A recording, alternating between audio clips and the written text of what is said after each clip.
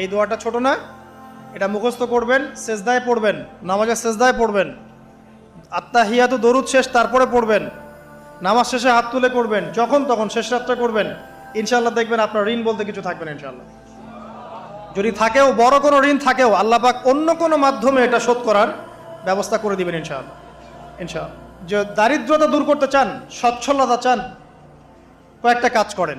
এই যে বললাম, 1 নাম্বার সূরাতুল ওয়াকিয়া তেলাওয়াত করেন, 5 ওয়াক্ত নামাজ জামাতে পড়েন, ডেইলি কিছু সময়ের জন্য কোরআন তেলাওয়াত করেন, আর আল্লাহর কাছে রিজিক চান, জিকির বেশি বাড়ায় দেন।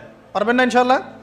আমার জীবনে এমন ঘটনাও ঘটেছে, এটা এখন গল্পটা মনে পড়ে গেল তাই বলছি, যে 1,20,000 টাকা ঋণ আছে আমার, শোধ করার কোনো অপশন নাই।